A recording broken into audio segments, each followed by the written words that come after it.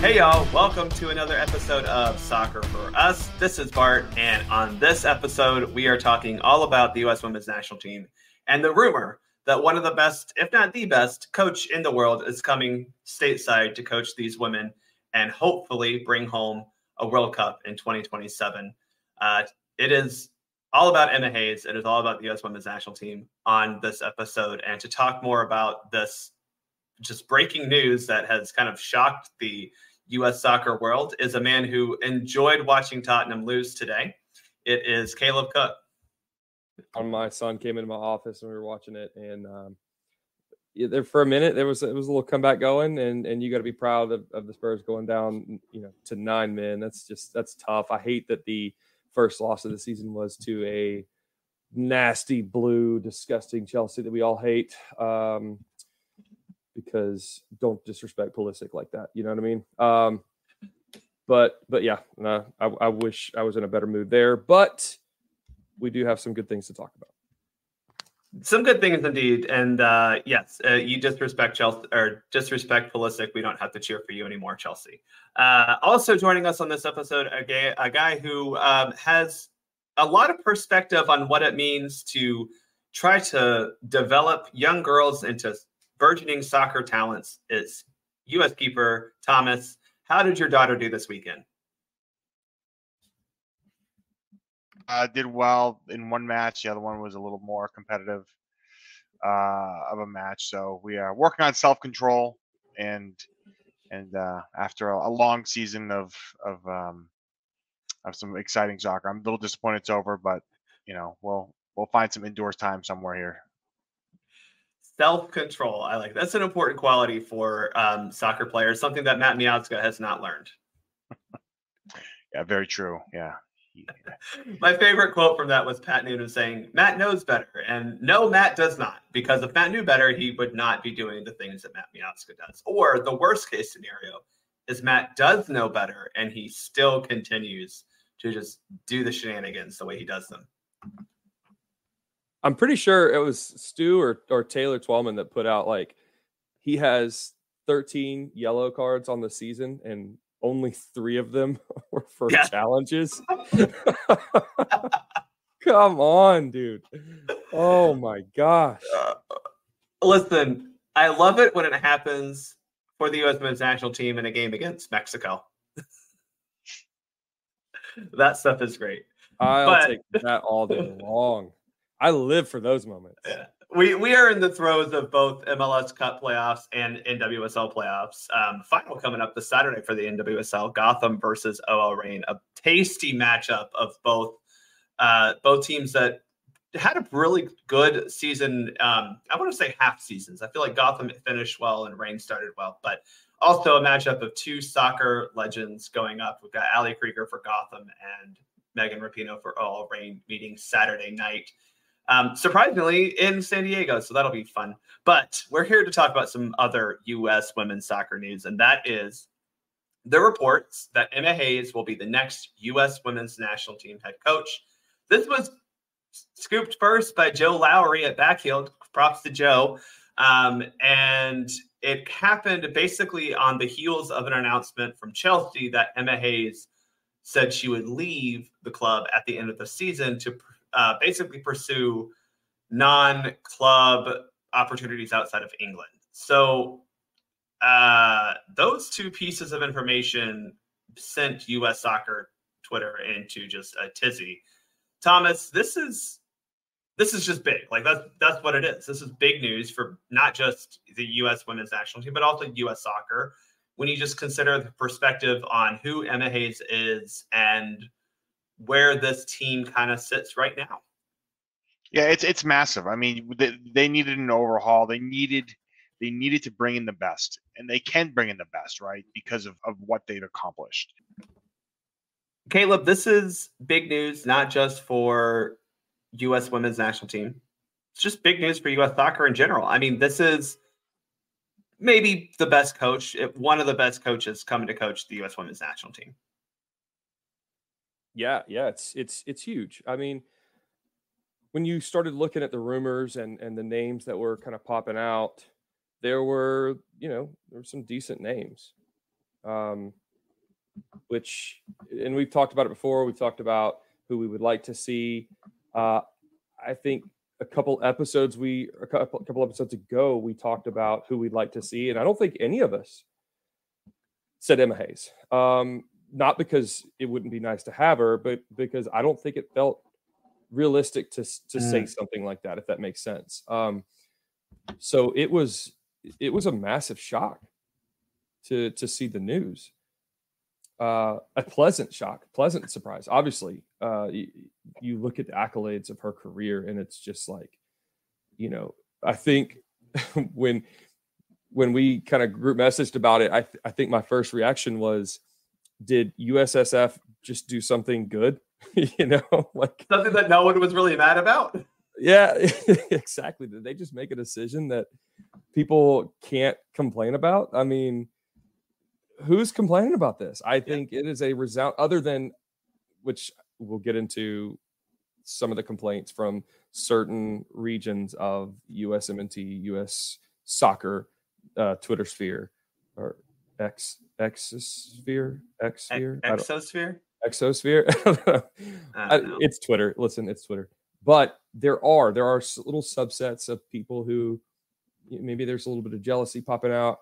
We'll talk about that later. But I think right now this is just a resounding success from the U.S. Soccer Federation, and I couldn't be happier. Honestly, I'm still a little shocked that it happened. I think I am too, because as you said, when we were listing our candidates, we kind of excluded people who we didn't think would be able to get. I mean, Serena Wiegmann is one of them, right? I mean, everyone wants her, but the reality is she doesn't want to leave England.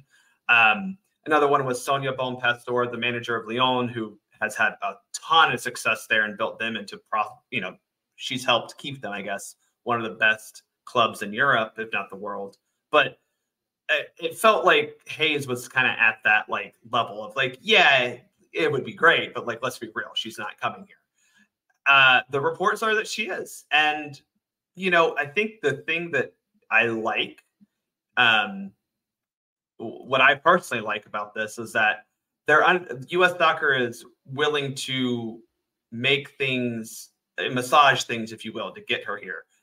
She will supposedly be named head coach before the December friendlies. They still have, I think, a board approval that they have to get. But she won't be the head coach on a full-time basis. She won't be that head coach until after the club season for Chelsea ends in May. So she'll be coming in during, the international windows to coach the team. But she won't be full-time head coach. I'm sure there'll be some double dipping of during the week, she'll probably be scouting a little bit or doing some coaching, but she won't be fully in charge until, June of next year. We have the Olympics July and August, so it doesn't leave a whole lot of time, but it seems like she's coming.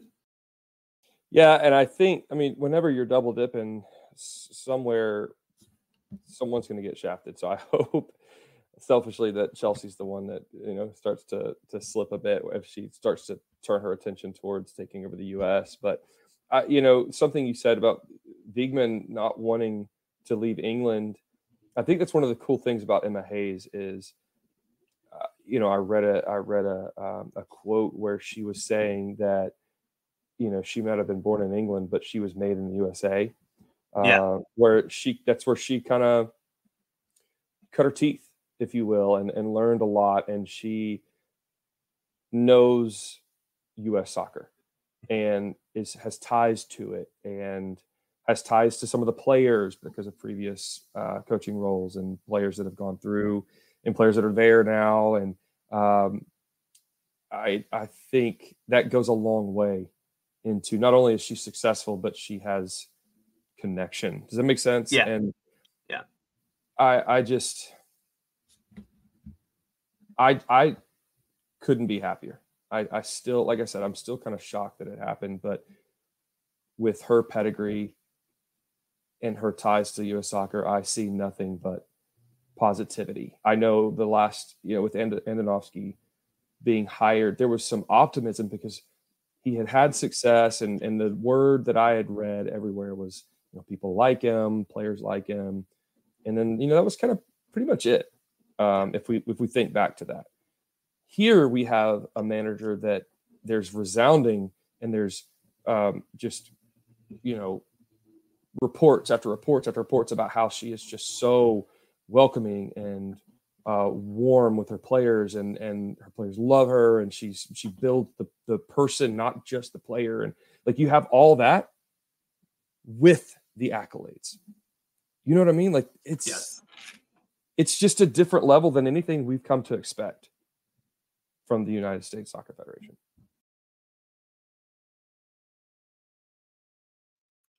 Yeah, she was formerly the manager of the Long Island Lady Riders of WPSL. I think I'm getting that acronym correct. Coached collegiately with the Iona Gales, and then coached in NWSL with the Chicago Red Stars as well. So NWSL. So her claim to fame was drafting Megan Rapinoe. So that's kind of cool. She definitely has connections here, but connections that are far enough removed. I think that's something that, again, when people were looking at this hire, they didn't. That was my personal pause with the likes of Laura Harvey or Tony Gustafson, where I think they're good coaches, but maybe a little too connected to the federation. You do want someone who understands a little bit the U.S. soccer, culture or landscape a little bit, right? I think that is helpful, but Emma Hayes has enough understanding of what that is, but has seen how to take that, build on it, and make success that, I don't think anyone could have expected from Chelsea Football Club 10, 15 years ago. Yeah, I think you make a great point where you're saying she's far enough removed. So she does have the connections and the understandings, but she is. And I mean, she's been very open in the criticism of the United States. During the World Cup, she was very, I don't want to say harsh. I just want to say honest, really, in her critique of the U.S. women's national team, and talking about how there's just a lack of creativity. And, you wish you could go back in time and have someone like her in charge, because I don't know if our roster or our squad was strong enough to go and get the three-peat, but I have no doubt in my mind that she would have had a better performance with these players versus an Ananovsky. But she was very. She probably wouldn't have had several of these players on the roster, which I think is another key point of that. Well, and that's another thing that, if you do research, because I'm not going to sit here and say that I watch the Women's Super League all the time. I don't, but I keep my fingers and toes into all the different little pools all around of soccer. It's just U.S. soccer in general. And then in those situations, something like this pops up, you do your due diligence. And I've done a lot of reading, and you see where she is a player's manager in the sense that her players feel so comfortable with her, but she will be cutthroat when she needs to be. Yes. And to your point, she wouldn't have had retreads, if you will, players past their prime. She would have said, "Thank you for your service. You've been amazing, and we're going to go in a different direction." And she's had that kind of track record her entire career, where if she needs to move on, she's going to move on. If she needs to make a cut, she's going to make a cut. That would have been massive for this past cycle. You're 100% right. So as we look at Emma's career, we see with Chelsea 6 league titles, 5 FA Cups. The one that has eluded her is that Champions League trophy. It's been hard. I'll give Emma a little credit. It's been hard for English teams to win the UEFA Champions League. A lot of the parity you see in the WSL, because there's such a good flock of players and such investment by all the clubs there, doesn't exist on the continent. So you have teams like Barcelona and Lyon and Wolfsburg, who are basically stockpiling all the other players while beating up on opponents in their league. But Emma has built a program that has continued to get better. And Thomas, I think the one thing, as Caleb said, it's because she's a player's manager, but she expects your best and she expects the best. And that to me feels like something that Vlatko didn't do. If I could really criticize him, it was that he wasn't expecting excellence. Yeah, he was trying to rely basically on the experience of players who had done it, before, right, and had been successful in winning before. And so that's you. I don't want to really. I'm going to probably call it cutthroat because in some respects it's cutthroat. You have to make those tough choices, right? You have to say, hey, this is the roster. It's not working, right? Thank you for what you've done, but we need to move on, and grow the team forward without you because you're not helping, and we need to kind of make that division. So that's that is so important with any international management position. They have to be able to know when it's the player's time's up and then kind of send them packing. Well, and to build on that, Caleb, I mean, you're talking about the U.S. women's national team. This is the greatest collection of talent in the world. I don't want to hear any different takes on this. I mean, they are just flat up and down the whole depth chart. We've got more talent than any other country in the world. And Emma Hayes at Chelsea has had no problems either finding better talent, bringing in new talent, or bringing up talent who's ready to go and pushing for those starting spots. So you hope that she can kind of pick that up. And no, we're not buying and selling players at the international level. But again, the talent you need to win is right here. So I'm wondering, Caleb, I mean, we've seen in the past where the women's national team player pool has gotten their feathers a little ruffled when a coach comes in and tries to shake things up a bit when it comes to the player pool and the rosters and whatnot. I mean, Emma seems like the type that she's going to do that, Yeah, I mean, talking about Andonovski and looking back over his career, talking about what he was trying to do, I'm going to be honest. I don't know what he was trying to do. If he came in and he was trying not to step on toes, like, dude, you're the coach. You don't have a choice.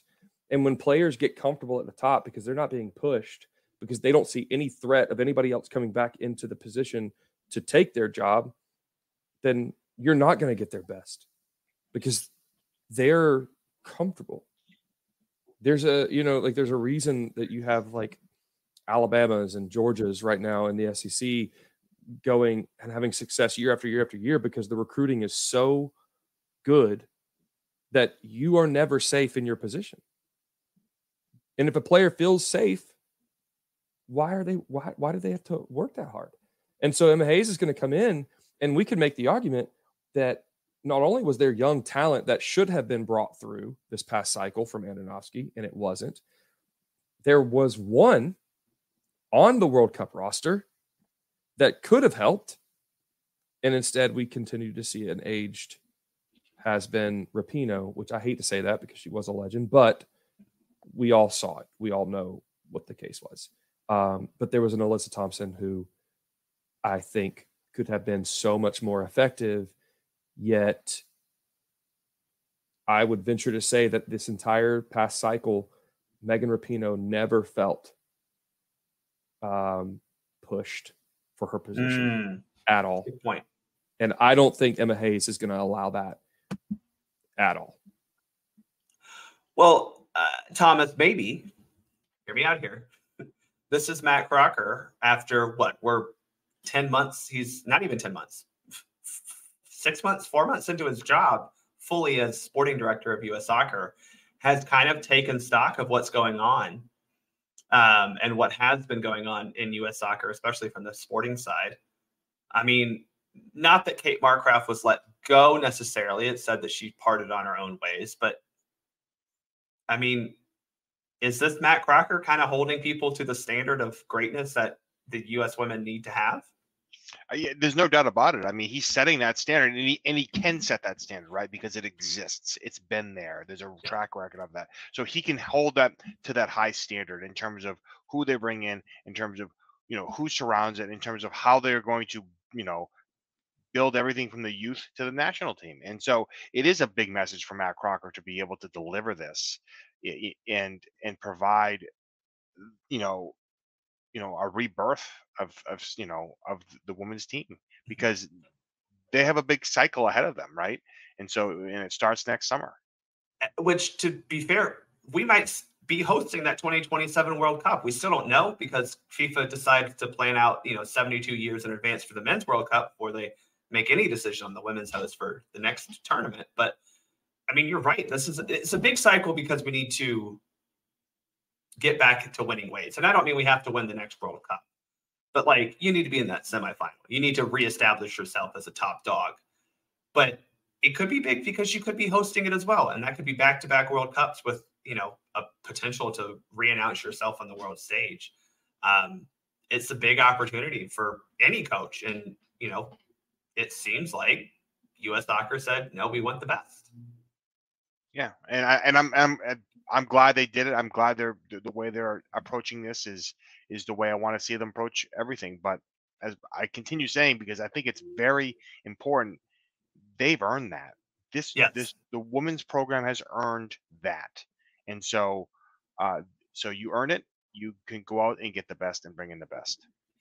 And let's pause for a second to remember that literally a week ago, we had the finishing up of those friendlies against Colombia, which quite honestly were, I don't want to say terrible, but useless. Let's just put it that way. They did not serve a purpose. You had an interim head coach, Twyla Kilgore, coaching also against an interim head coach with Colombia, playing especially the first, 3 halves, basically the same lineup that we saw not do well at the World Cup. It didn't feel like this. I knew it was still an interim, but it just was like, what are we doing, right? And then we get this list of coaches, and it's Tony Gustafsson, it's Laura Harvey, it's Joe Montemurro. And like, I liked Tony as an Arsenal fan. Joe is very successful here, kind of hit a ceiling. Laura's always sparked me as someone who was, Vlatko got picked over her last cycle. I'm not sure how, I don't know if she's an upgrade for sure over Vlatko. I think a lot of people would be, but how much of an upgrade? And to your point, it didn't feel like it was truly going after the best, if you will. This feels that way. And Caleb, I think that is good to see. Just put it that way. Yeah, and I think you talked about Matt Crocker coming in, and is he starting to change things? I mean, optimistically, I hope so. I really do. We've seen the same old for so long. So I really, the optimist in me is really hoping this is a change, right? And bringing in the best can happen, because we are the best. And I think we've talked about this before the show. We've kind of alluded to it a little bit. There's a little jealousy of, why couldn't we go out and, like, if we're going to do this, and she's arguably going to be the highest paid, I think the highest paid. Yeah, reportedly she will be the highest paid women's soccer head coach in the world when she joins you. The quote is, if all goes according to plan, right, Hayes will become the highest paid coach in world women's football when she joins U.S. Soccer. That's from The Athletic. And rightfully so. And she's earned it. And I love that. But people are going to, you got people on the men's side saying, why could we go out and get the best? Well, your product has to be worthy of that, right? And if you look at the women's game and you parallel it to the men's game, Emma Hayes is, she is Pep, Klopp, Pochettino, like you're the best managers in the world on the men's side. That is Emma Hayes on the women's side. Yeah. And when a U.S. men's job opens, we're not getting those types of levels of that level of candidate putting their name in the hat, right? That's not happening. So people that want to sit there and criticize or why this, why that, we're talking about apples and oranges at the moment, unfortunately. But it's also the reality. I mean, Thomas, it's like if you are the, dive bar down the street and wants to hire a new head chef and you go find the guy from the St. Regis or the Four Seasons. Like you gotta have perspective here, right? Well, you do, and the thing is, I think that for as much as you're going to have fans say, "Why can't the men's national team do this?" Part of it is that I don't think they have to make a lot of concessions bringing in Emma Hayes, right? She's earned it. She's has the resume behind that. If you bring in a bigger name, someone, and you don't have that, you give it again. Just go back to the Klinsman situation, right? Because that's kind of the best example we have. Comes in, starts demanding all this stuff, starts wanting to be technical director, all these things just to have the titles and the accolades and that sort of thing, and then he didn't do anything, right? Like he demanded all these things, but he didn't provide the results. And based on what? I mean, bringing Germany to the semifinal. I mean, look, the team was better than he was, so as a manager. So and he's failed everywhere before and since. So it's not really any surprise behind that. So you really have to take stock of that, and when you're looking at those sorts of comments, because it's not apples to it's not apples to apples. It's very different. Unfortunately, it's different, and so it's apples to Bentleys. It feels like, to be quite yeah. honest. I mean, I think those are just good points that people need to remember, right? We're talking about, and I know we did not win the World Cup this summer. We've got 4 World Cups, 4 gold medals. We still made the knockout rounds, which is better than teams like Germany or Canada can even say, better than Brazil can say. And while it's a fair critique to say some of the other countries have caught up to us, England included, where Hayes is from, Spain, obviously, I think I still would push back and say it is utterly ridiculous to think that they have passed us by. However, everyone on this podcast and anyone who probably watched the World Cup this summer can say the area where all those European countries have definitely passed us. It's coaching. And I don't think it would have taken a heck of a greater coach than Vlatko, or just not even a greater coach, someone who is willing to just be slightly more adventurous or progressive than Vlatko. Probably could have got more out of his team. But the talent is here. The coaching, unfortunately, this summer was dismal.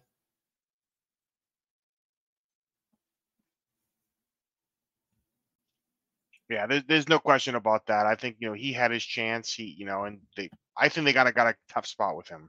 I think they kind of maybe felt that and saw that, and maybe thought they were gonna, he made a few changes along the way, but it's the coaching. Coaching is huge, and I think that's where we look at the development of soccer everywhere. Like I always look at how America is with soccer from a talent perspective. For the women, they're top tier, right? We start looking at coaches and announcers and referees, like sometimes they're lagging a little bit. We're starting to catch up in some of those areas, but we still have to be better, right? We have to. It's a collective everything across the board to be, to be respected, to be top tier in all those areas for both the men and women. And I think coaching is definitely an area where it's been lagging for a very long time. I don't know how the Americans get out of it, because the pool is not. I'm not sure. It's not even existent, in my opinion, from Americans. As far as I know, there's one current former U.S. women's national teamer who's coaching at any sort of high level. And that's Amy Rodriguez, who's technically not coaching right now because she's the coach that'll be leading Utah Royals in 2024. So, yeah, I mean, the coaching pool, men's and women's, is not very deep here. It's a little bit wider on the men's side because we do have some of our former USMNTers coaching. But as we've seen with Berhalter, it's not particularly great. That's nothing again. I'm not trying to start that debate right now. I'm just saying that, it's very clear that there are deficiencies, and this is one of them. But this hopefully should solve that.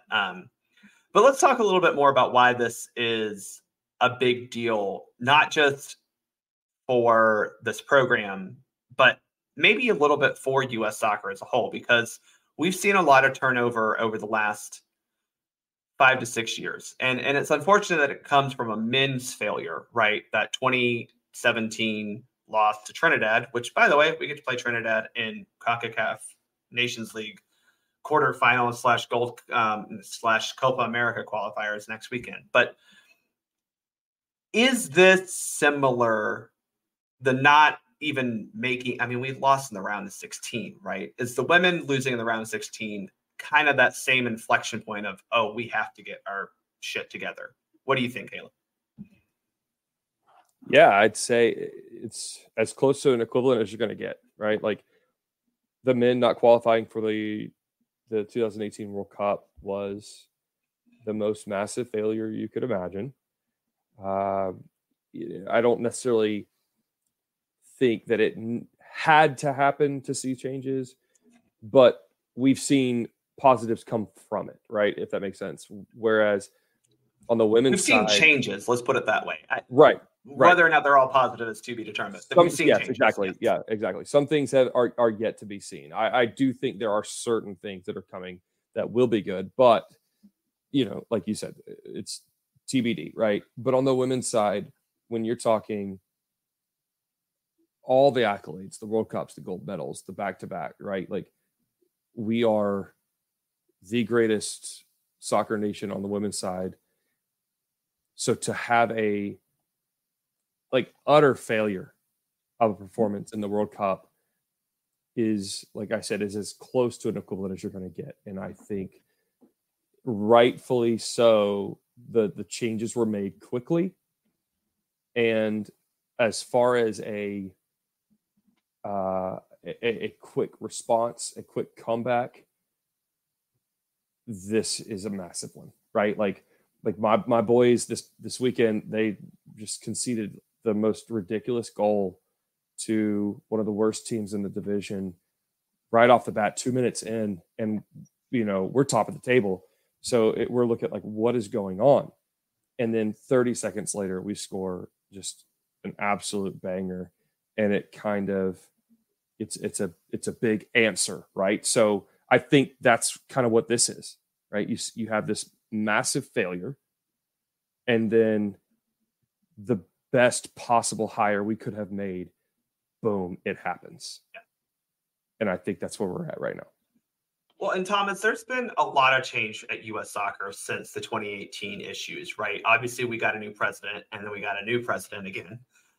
We created that sporting director position. We hired a couple GMs that then were let go of, some allowed to walk away. We haven't replaced either one on either side. But we have new leadership, right? New CEO, JT Batson, new president, Cindy Parlow-Cohn, and now we have this new sporting director in Matt Crocker, plus some other positions as it is. As much as we want to say that U.S. Soccer has been kind of a good old boys club, or the joke of soccer house being literally we're renting it out of someone's basement or office room, it does feel like we've at least tried to make changes that allow smarter people to make decisions based on their expertise, not just because they happen to be in this position. Does that make sense? Yeah, I mean, I think we're dealing with less emotion now and more like logic, right? Because I mean that's the problem when you've got to bring in you've got to bring in some of the experts, right? For as much as you want to bring in, keep some the former players in the loop. I think there's a place for them, but I'm not sure it's in a leadership role. I don't think they've earned that. As I said earlier, we're behind in so many things. Why? I know you might want Americans to lead these things, but maybe we have to learn from others that have been able to do it successfully, right? Look at how other people have done it and look how they've been successful with that. So, and then that's what they're starting to do a little bit with this transition with Matt Crocker. And it's exciting to see that and to see those intelligent moves, because I'm not sure. I mean, Jill Ellis, I wasn't, okay, you weren't totally excited about that. I mean, she had a slow start and, obviously a strong finish, but, this here, it's an opportunity to kind of hit the ground running this cycle and heading some tournaments in the next, several months, to see if the decision was the right one and, and get it started strong. Well, let's also remember that the president of U.S. Soccer, Cindy Parlow-Cohn, a former U.S. Women's National Team player, and she probably has a standard that she wants the team to be at as well. So, I think that's kind of where I'm at. I'm hoping that this can be copy and pasted onto the men's side into the youth ranks of, if you're not trying to be excellent, what are we doing here? Yeah, absolutely. I mean, let's strive for the best. Let's get the best, and that's what they're doing. So yeah, let's talk a little bit, Caleb, about other, like, we've got Cindy Parlow-Cohen making the decisions, but Matt Crocker seems to be the one who kind of was driving this coaching search, if that makes sense. He's new, right? We hired Berhalter. I think a lot of people were rightfully displeased or underwhelmed with that hire. This is a stark contrast. And what does that signal to you? Well, I think you kind of you talked to or spoke on it a little bit, and you when you said there are, or we talked about it earlier. Sorry, coaches making changes that are necessary, right, and players kind of resting in comfortability. And I think the same thing goes on the federation board, right?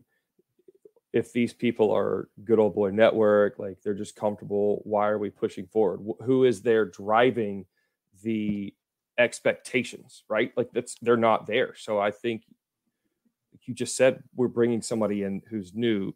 Matt Crocker was not a part of the good old boy network, right? So maybe, and my hope is this is kind of the start of something good, right? Like the change, the necessary change that we all want to see. And like you said, is it going to trickle over to the men's side? I think it's just a little bit more difficult, right? Everybody's super unhappy with the Berhalter rehire, like you said. But when we looked at it, what else was there? Like we've talked about it. There weren't guys banging down the door trying to put their name in the hat. It was almost like, out of all the options, guys, this was the best choice. And at the time, I think we were all like, yeah, right. We don't believe you. But I think realistically, it's probably the truth. Yeah. I was upset with Matt Crocker. I was thinking, yeah, here we go. This is same old, same old. The more we get into things, the further the ball rolls, right? I get the sense that if he could have done something different, he would have. Does that make sense? Yeah. Yeah. And so I really do hope that this is the beginning of something positive, the necessary change that we have wanted for so long. And maybe we're not quite there on the men's side yet, but we're going to see the fruits of it on the women's side. Yeah. Hopefully, because the women need to be at that top level. Let's talk a little bit also what this means on the playing surface, right? We talked a lot about the hype. I don't want to necessarily talk about problems, but these are the questions I have now that this is supposedly going to happen, right? First off, who's coaching the CONCACAF W Gold Cup? Because, as we said, Emmett's going to be there for the international breaks from that December camp, basically through the end of her season, which is May. The CONCACAF Gold Cup is February 20th through March 10th. That goes through a little bit of the scheduled international window, but Chelsea has matches on February 18th, which is just before the tournament starts, March 3rd, which is in the tournament, and then March 17th, which is after the tournament. So that's my first question, is how is that going to work? Because look, I think this team can win a CONCACAF tournament on its own. I mean, it did it with Vlatko in charge, playing very uninspiring soccer, but still managed to not concede a goal during that entire women's championship 2 summers ago, or 2 winters ago, whenever it was. But that's valuable time, Thomas, to implement your tactics and maybe more importantly, your philosophy. Yeah, it's a tough one. I mean, I don't expect Chelsea to let her go early. Maybe they'll give her some sort of exception for that tournament. Yeah. It's hard to say. I mean, I don't know. I think, but you can't. The thing is, what the tournament is you're right. It's a winnable tournament probably for the U.S. They could probably throw anyone in there, and they're gonna make it to the final and likely win it. But you want to take that opportunity before you get to the Olympics and start looking at the talent up close, because that's when it matters. And I think the problem, that we kind of start with Greg a little bit, is they kind of say, well, okay, well, you're rehired, but you're not coming back till after the Gold Cup, which again, you're kind of sensing a similar pattern here with on this side here with Emma. And so it's unfortunate that she might miss out on an opportunity to really get her hands, into the team before they head into the Olympics, because I think that's kind of a missed opportunity. And again, it does seem like a trend for the U.S. Federation when it comes to that piece of it. It's kind of missing those opportunities a little bit, and and we'll see. I mean, it may play out on its own between now and then. I think to echo what you're saying, I think it's a weird situation, right? You talked about how we saw Berhalter, like he was going to be hired, but he was going to get rehired, right? But he wasn't going to take over for a little while. But the difference there is that the people that were still on the staff and still doing the coaching were a part of Berhalter's staff, right? So you have continuity there. Whereas right now you have, Twyla Kilgore trying to, doing her best. Like we talked about the Colombian. I don't even know if she's doing her best, to be honest. I think what's frustrating is it seems like she's just copying and pasting whatever Black was doing. Which is exactly what she was doing. So, I mean, but you know what I mean? Like, it's Andonovsky's remaining staff, pretty much. And if Emma Hayes is still coaching Chelsea, which she's going to have to be, right? And you would assume that she's going to take her current staff and bring them over to the U.S., or most of them at least. Like, does she release some of her staff to come in and take over, or are we going to still continue to see Kilgore run like that? You know what I mean? Like, that's the messy part. There is no continuity between the coaches. Like, it's. Mm-hmm. I would almost rather say, let's get rid of all Andonovsky stuff and then bring in some like neutral people, like just to run it for a couple months or whatever until Hayes can get in. Does that make sense? Like, I don't know. Maybe that's the wrong thing too. I just think it's such a weird situation we're in, but I don't know how it could have been handled differently. I don't know. I think my fear is I don't like a lot of the youth national team coaches, specifically, the U20s, Tracy Kevins. I don't want her involved at all in the upper levels of management. So I don't know. Maybe they find something, because it can't be Twyla also. I'm sorry. I've been really disappointed in how she's just the hero we all need. Let's just bring in Dave Sarachan. Do it. I mean, but you know what I'm saying though. Like, it's such a weird, unique situation. And he's not coaching right now. I mean, listen, we could do a lot worse. I think he'd be way better than we've seen from Andonovsky, but I don't know if there's a win in this situation. I feel like it's one of those damned if you do, damned if you don't. Yeah. Like, you leave it the way you are, it's not the direction you want to go in. And then if you get rid of them and you bring in Emma Hayes, some of her people, it's not exactly Emma Hayes, right? And then she's also torn between two states of mind. So you're really not getting the full fruits of turning the page. So it's almost a lose-lose. I don't know. I have no clue what's going to happen. For the record, Dave Sarachan is currently the assistant coach at Maccabi Tel Aviv under Robbie Keane. So, hey, maybe Robbie Keane he's like, yeah, you can go, Dave, go be Grandpa Dave for the women's national team during the Gold Cup. That's going to be a question that I'm sure is being discussed because that is a major international tournament.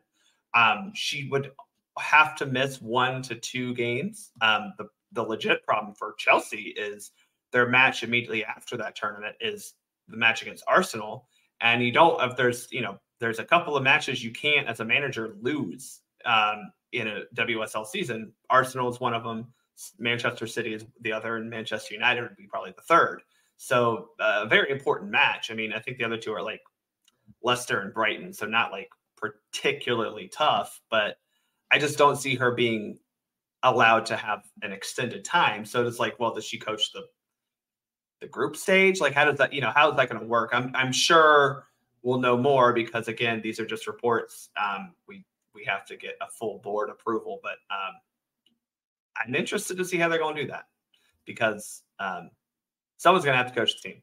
The next question I have, and we'll talk a little bit more about this when it actually comes out, but I mentioned she hasn't won a Champions League, and she does have a tendency in finals, in tournament play, to, as the Brits would say, bottle it.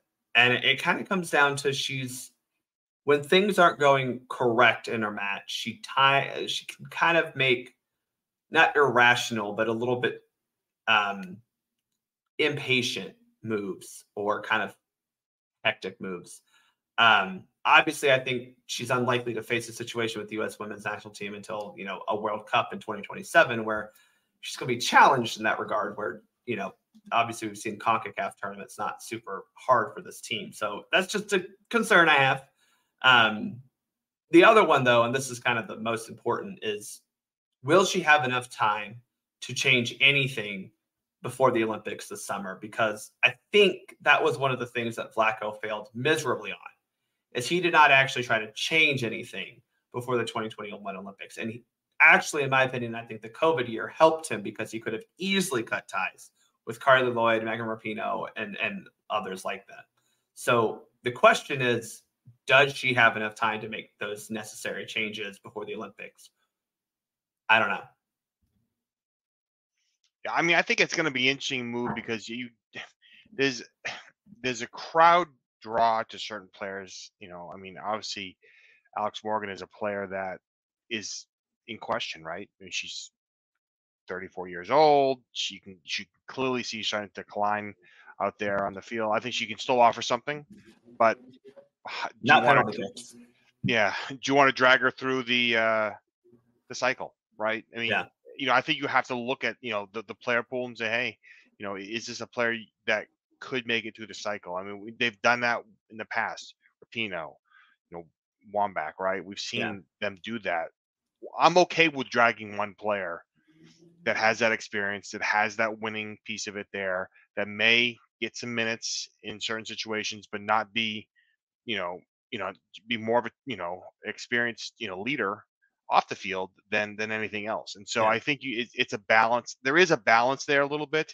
And there is, and again, I from what we see, I think she's going to be cutthroat in some respects, right? Yeah. If you're not producing, you're gone, right? I think that's as simple as that.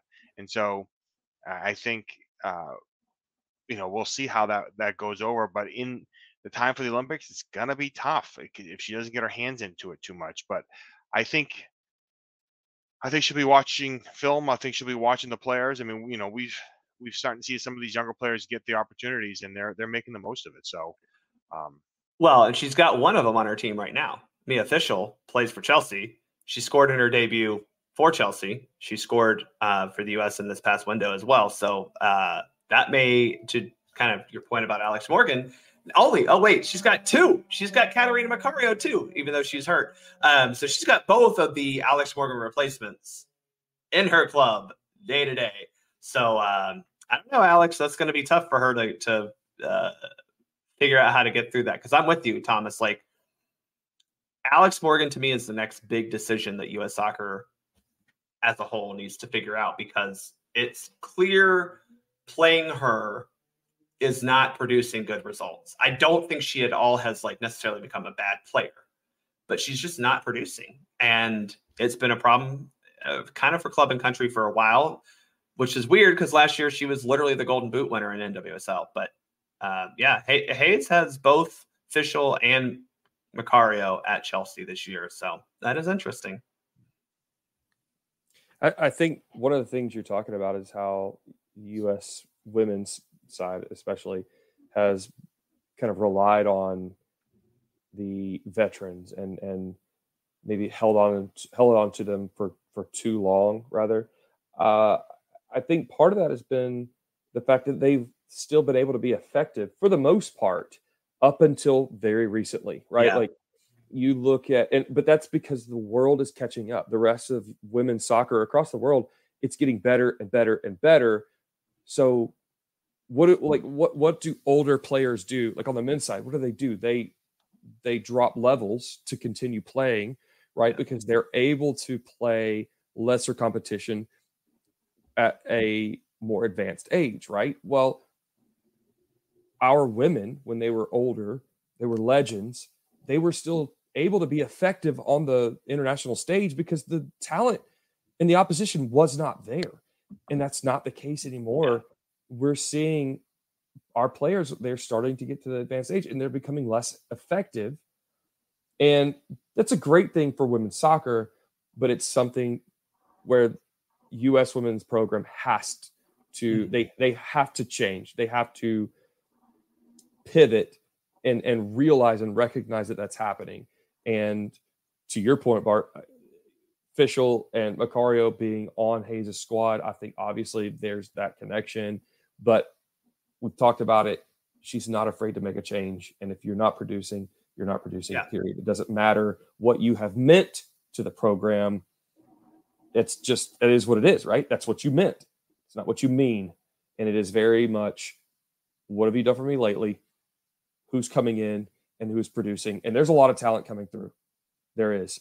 And I'm super excited to see her bring it through, because I think that was one of my biggest frustrations with the Andonovski cycle, was just the fact that he was throwing the same thing out over and over again, and he wasn't giving younger players opportunities at all, save for, like a Rodman. But other than that, very few. These are questions, and I'm sure there are more that we can answer later once we know the news is official, because, we'll be able to dissect a little bit more what we actually think she'll do. We'll probably learn some more about the position and how it'll work until, the Chelsea season is over. I think it's just fair to say we're all super hyped about this, because it is just a signal that U.S. soccer wants to go be the best, at least with the U.S. women's national team.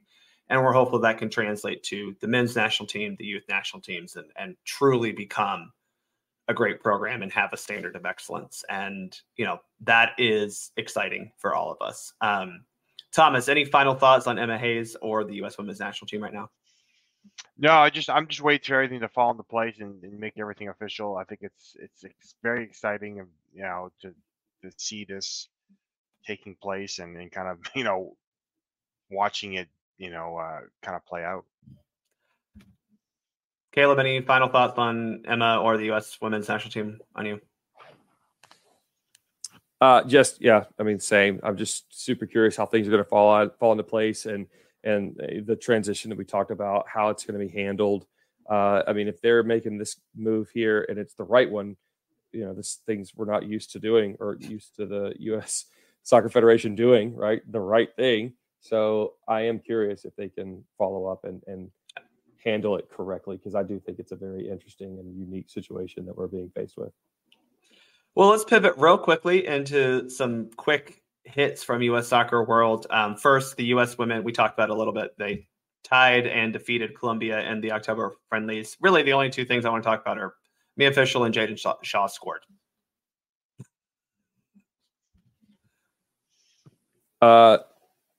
Yes, and I will say, just for me personally, I'm so pumped about Jaden Shaw. The way she moves, her creativity, she's so, she plays like she's 26, 27 years old. Mm-hmm. She plays almost like she's in her prime, for sure. How you can just see players on the field and you can watch them for 30 seconds, the way they move, the way they touch, their touch. Like, there's just something about certain players. And for me, like, I remember the first time I saw any like highlights and clips, I'm like, okay, she's different. And then watching her in, yes, awful circumstances, right? Like the friendlies versus Colombia were just stupid, whatever. But you can just tell she's got a different level to her game. So I am super pumped. I definitely wanted to take a minute to just sing her praises for a second. She's 2 weeks younger than Alyssa Thompson, and technically a product of the FC Dallas Academy, which is kind of funny. Next piece of information, US U19 men and women played down at the Pan Am Games. The women claimed bronze, men finished fourth. Thomas, I mean, cool. Is that the takeaway? I'm just happy to see him in the tournament. I think it's great. It's just more soccer for a different level of U.S. Youth area, and I think it's important for them to play in these tournaments. That's at this point, that's the takeaway. It's inconsistent. Because the timing of it generally doesn't work out well. I'm not really sure why they decided this time to go, and other times they've qualified and decided not to. But I thought they played. I mean, they played 2-1, 1-0 losses to Chile and Brazil. Yeah. I thought they played, against some tough competition and held their own. And, I think, I didn't see much of the Mexico match, but they were there where they need to be, playing the max amount of games and playing, for a chance to earn a medal. And I think right now I'm happy with it. Yeah. Not a first choice roster by any stretch, Caleb. Oh, no, not at all. Yeah. Super, super weird. You look at the roster. I mean, it's just a hodgepodge of players. I think, the fact that it's Pan Am, like, not just soccer, but there's other sports and events that they don't even send their best athletes. Like, it's not extremely prestigious, but it is what it is. And it is tournaments. And I think tournaments matter. And it's games that actually mean something, which, regardless of how prestigious it is, it's better than a friendly, right? And it's young players, so they are getting their feet wet there. Luckily, or thankfully, they didn't bring 25, 26, 27-year-old. I mean, Chile did. That's the thing on the women's side. Like, Chile brought actual senior level players. Like, some of the others, they were I think a lot of the other squads were U23, which is obviously 4 years. Probably actually I think it was U22, so 3 years older. But it was. Well, that's weird. Why I think on the women's side it's actually pretty decent, because a lot of these players for the women's, they're not even college yet. They're still they're playing club soccer. They're not pros. They're not even college, and so their performance, I think, speaks a lot to the talent coming up for the women's side. But on the men's side, it's not. There weren't a ton of players that we're all hyped to see. There's some good players, and like you said, cool, it happened. I think the biggest takeaway from this tournament was the ugly just piece of fabric they put over the badge that said USA on it. They couldn't even just make new uniforms that had just USA on it. That was weird.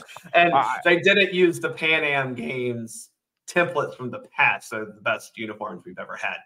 Yeah, well, yeah, that's a little too much creativity. They don't want to go too crazy with that. Yeah. So maybe they're saving it for some special. Maybe we'll get a custom one for the Olympics next year. I mean, 2016, the women got their own kind of.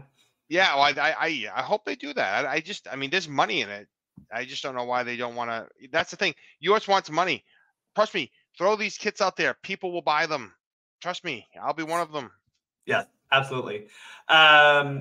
Last little piece of information, I mentioned it already. Nations League roster should drop this week. We play 2 games against Trinidad, a 2-legged affair on the 17th and the 20th.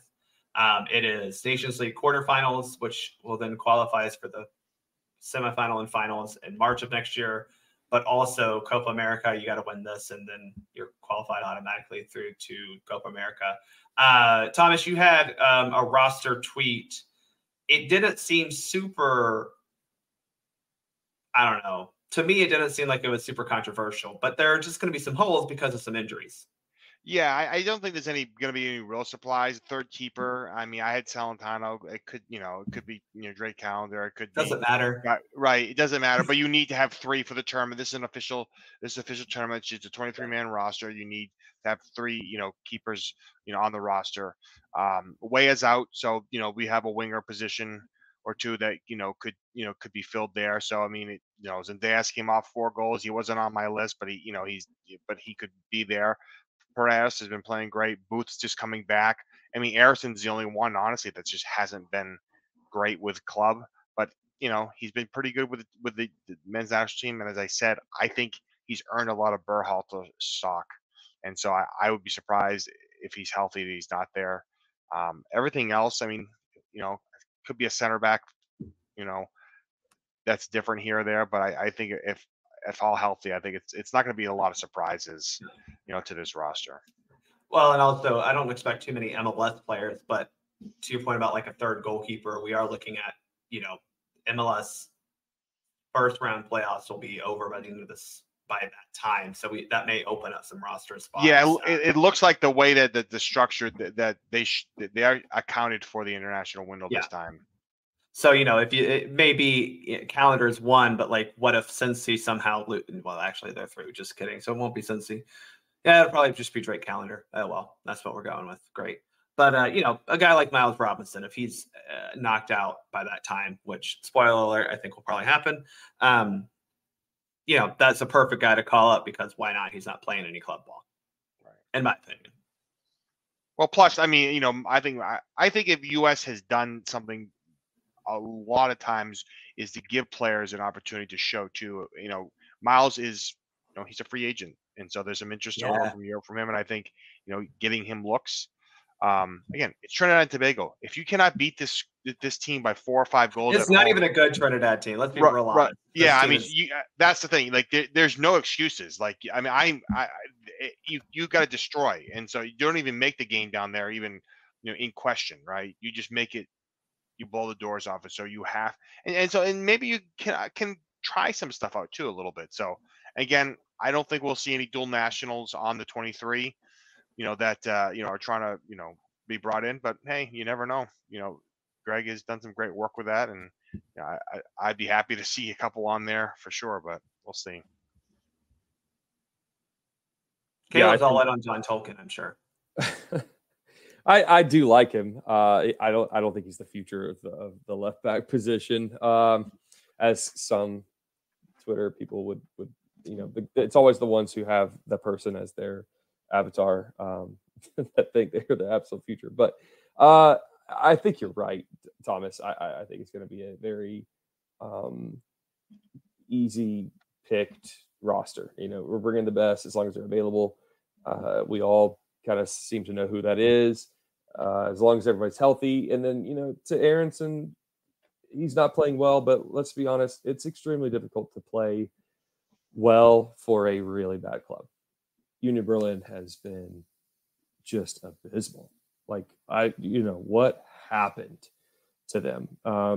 But like you said, regardless of club, he always seems to come ready when he puts that U.S. shirt on. And, that's what I love to see. So I am excited to see the roster. Roster announcements are always fun. It's like Christmas morning.